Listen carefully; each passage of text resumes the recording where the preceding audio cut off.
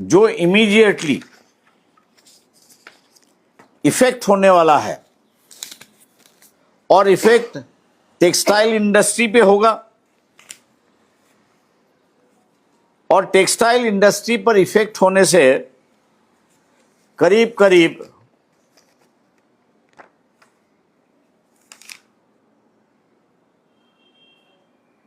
10 करोड़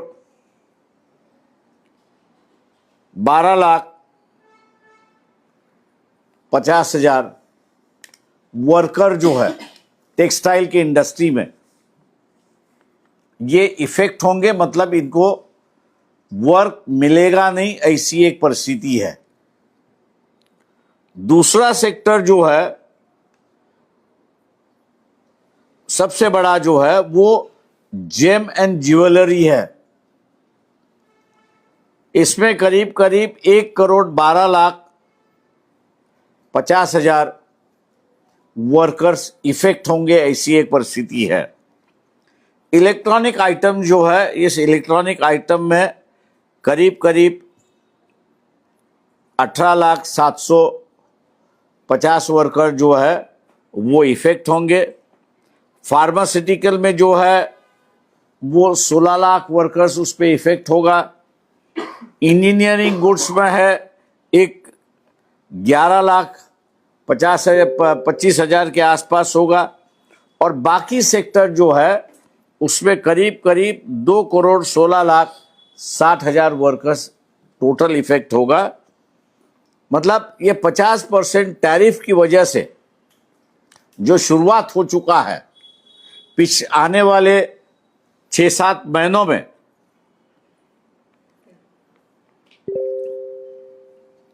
3.44 करोड़ इतने वर्कर्स काम से अपना हाथ धो लेंगे, बेरोजगारी बढ़ेगी, और इस बेरोजगारी का जो है लॉ एंड ऑर्डर पे जो है वो सिचुएशन खराब हो सकता है, ऐसी एक परिस्थिति है। इन सेक्टरों के साथ साथ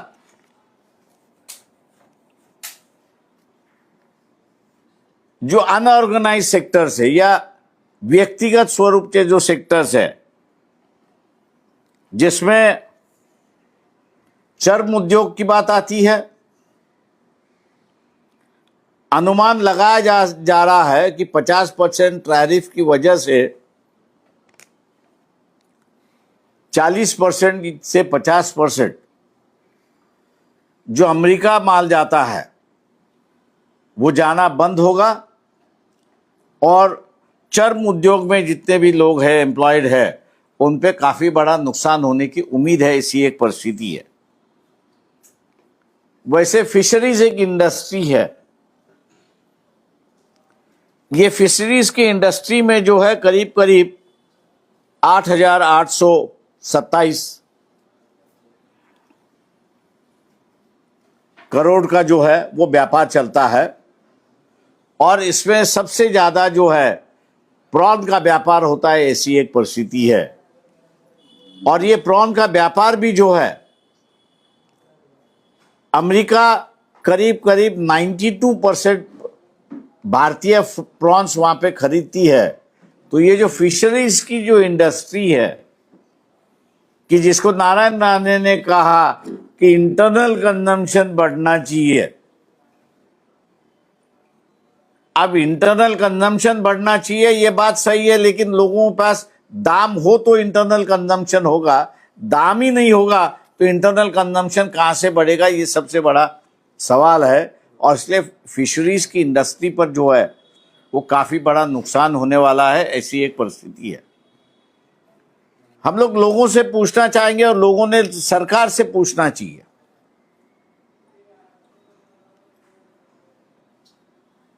कि मार्केट से 12% से लेके 18% क्रूड ऑयल हमको सस्ता मिला, ऐसी एक परिस्थिति है। ये सस्ता मिलने के बाद पेट्रोल का दाम कम हुआ क्या? डीजल का दाम कम हुआ क्या? तो इन सेक्टरों में जो है वो दाम कम नहीं हुआ, ऐसी एक परिस्थिति है। फिर ये जो मुनाफा है 18% का जो मुनाफा है वो किसने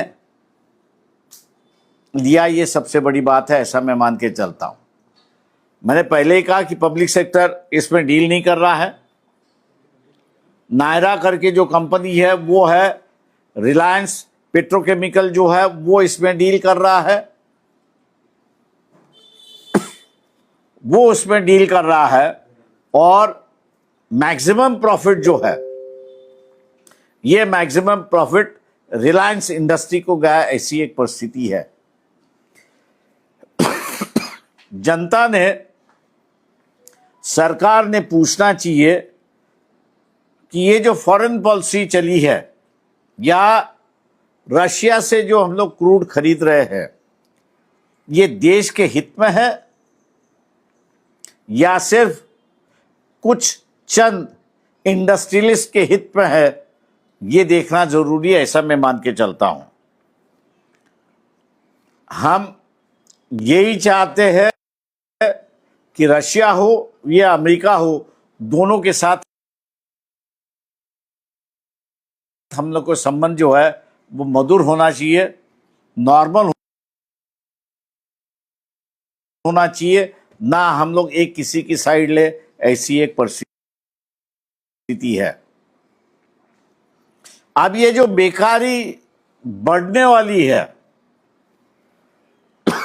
और साथ ही साथ फॉरेन एक्सचेंज अर्निंग पर जो इफेक्ट होने वाला है, उससे यहां की महंगाई बढ़ेगी। हम लोगों के पास जो आज दिखाई दे रहा था कि एफडीआई के माध्यम से फॉरेन एक्सचेंज चाहिए, फॉरेन एक्सचेंज एफडीआई में, वो एफडीआई में इन्वेस्टमेंट आ नहीं रहे, ऐसी एक परिस्थिति है। मैं अगर ये कहूं कि परिस्थिति जो है बेकाबू होते जा रही है, आरक्षण के मुद्दों को लेके ये बेकाबू होती जा रही है, सोशल फैब्रिक जो है उसमें भी दरार आनी शुरुआत हुई, ऐसी एक परिस्थिति है। इकोनॉमिकली जो है हम लोग नीचे स्तर जा रहे, ऐसी एक परिस्थिति है। सामने जो परिस्थिति दिखाई देती है, बांग्लादेश की परिस्थिति दिखाई देती है, नेपाल की परिस्थिति दिखाई देती है,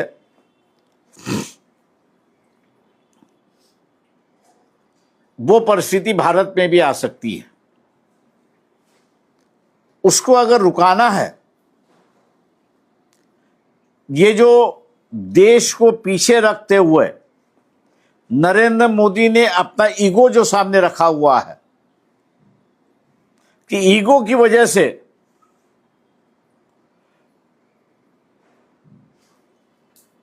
ट्रंप जो यूएस के प्रेसिडेंट है, 4 बार अखबार आई कि 4 बार उन्होंने फोन किया लेकिन उठाया नहीं। ये जो ईगोइस्टिक है, ये ईगोइस्टिक देश को नुकसान पहुंचा रहा है, ऐसी एक परिस्थिति है।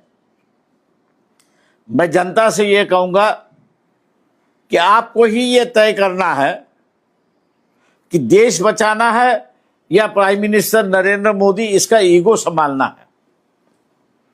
देशवासी इसका निर्णय लेंगे, ऐसा मैं उम्मीद करता हूं। पानी की बोतल।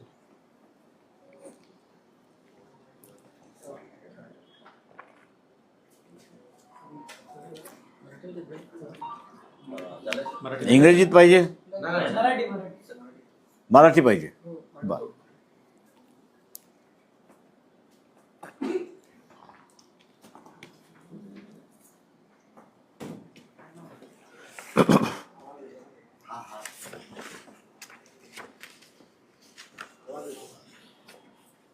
एसीच आहे.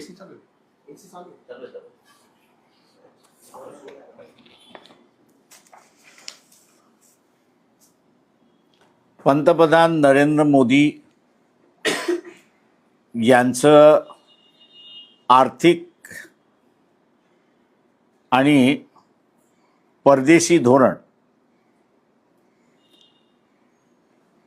हे देशामध्ये आरागच माजवणार आहेत अशी असणारी परिस्थिती आहे.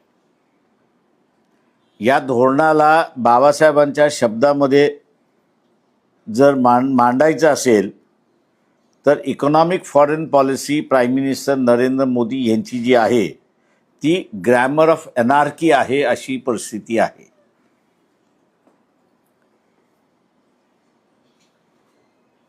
अमेरिकेबरोबर संबंध बिघडत चाललेले आहेत आणि दुसऱ्या बाजूला रशिया की ज्यांचं आपण असणारं तेल विकतो आहोत आणि त्याच्यातून नफा येतोय अशी परिस्थिती आहे. त्यांचे संबंध पाकिस्तान बरोबर चायना बरोबर अत्यंत चांगल्या रीतीने सुधारतात आहेत अशी असणारी परिस्थिती आहे. सिंदूरच्या कॉन्फ्लिक्टमध्ये भारताच्या बाजूने एकही उभा राहिला नाही अशी असणारी परिस्थिती आहे. पण पाकिस्तानच्या बाजूने ज्यांच्याकडून राफेल आपण घेतले, फ्रेंचही त्यांच्या बाजूने उभे राहिले, इंग्लंडही त्यांच्या बाजूने उभं राहिलं, USA त्यांच्या बाजूने उभं राहिलं अशी असणारी परिस्थिती आहे. पंतप्रधान नरेंद्र मोदी यांनी स्वतःच्या इगोला महत्त्व दिला आणि देशाच्या हिताकडे दुर्लक्षित केलं अशी असणारी परिस्थिती आहे. रशियाचं तेल